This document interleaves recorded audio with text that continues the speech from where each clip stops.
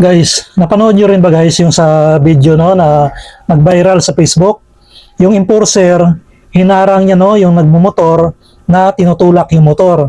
Tapos, titikitan niya kasi yung violation naka-chinilas. So tama ba naman yan guys?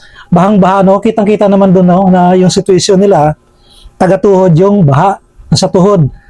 So sa Quezon City ito nangyari guys no. Tinutulak na nga lang ng rider yung motor niya, nakakapote, tapos bahang-baha kasi guys nakakapote siya. So nung una guys, hindi ko rin magets bakit hinaharang siya ng enforcer. So nung inangat niya guys, yung paa niya, pinakita niya na nakachinilas. So yun pala tinitikita no. Bakit naman ganon?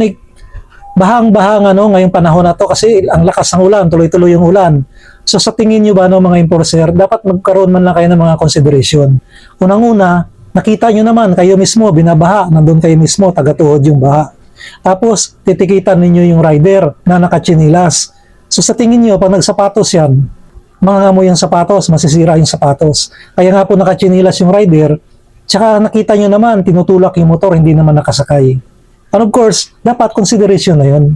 Bahang-baha, so dapat, di ba, pagbigyan nyo na, palampasin nyo na, i-advise nyo na lang na sa susunod, magsapatos. Pero sa tingin ko, hindi talaga advisable na magsapatos sa kanyang tagatuhod yung baha. Titikitan nyo ba naman yan?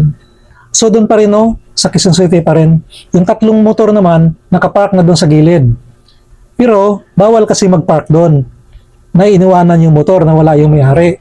Ngayon, itong babaeng enforcer naman, inaaway niya yung naka-standby doon. Pero sabi naman nung nakasagutan niya, hindi sa kanya yung motor. Pero ang sabi niya, pagbigyan naman, bigyan ng consideration kasi maulan. So bahang-baha guys sa gitna. Tapos ginatir nila yung motor nila. Ngayon, clean up. Talagang clean up. Nilagyan ng kadena. So wala bang consideration sa mga ganyan? Di ba? Humanitarian consideration. Dahil bahang-baha naman, nakikita naman natin. I-charge nyo pa ba? Kakasuhan nyo pa ba? Bibigyan nyo pa ng violation yung mga rider natin?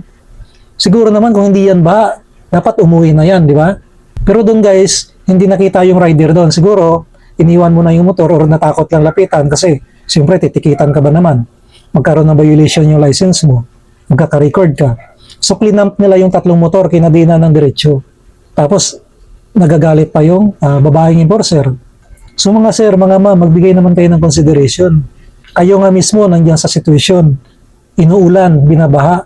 Tapos, di ba? Imbis na magtulungan kayo dyan, tulungan ninyo, titikitan pa ninyo, bigyan nyo ng violation. So yung pambayad nyo, imbis pambili na lang ng bigas, pangbili ng gas na napakamahal ngayon, di ba? Sayang naman.